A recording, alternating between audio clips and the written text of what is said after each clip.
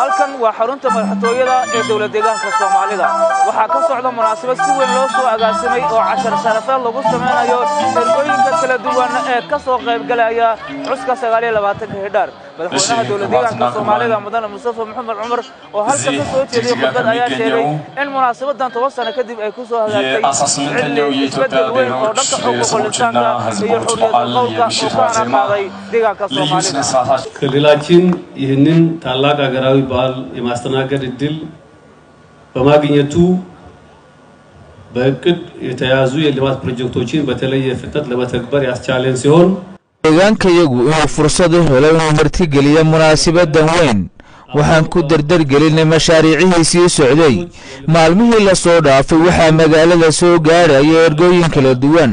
oo ka qayb galaya munaasabadan lagu maamuusayo xuska 18aad ee maalinta qoomiyadaha iyo shucuubta Itoobiya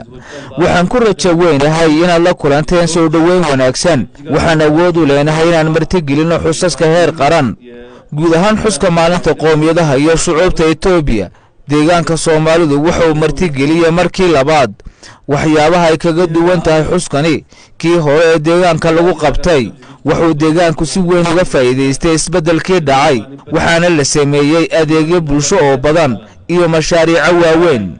afayeenka golaha federeeshinka ee dalka mudane Agnew Tashaagar oo munaasabadan ka hadlaya sheegay in xuskani yahay mid jiilka dambe ay ka dhaxlayaan isjacayl laguna kala qaadanayo tusaalaha wanaagsan isbedelkii kadibna laga shaqeeyay sidii loo tiri lahaa isnacaybka haatan la joogo xilligii laga faa'iideysan lahaa afayeenka ayaa sheegay inuu ku faraxsan yahay qaabka wanaagsan ee shacabka iyo xukuumadda deegaanku ay u qaabilayaan martida deegaankuna yahay deegaan taariikh weyn leh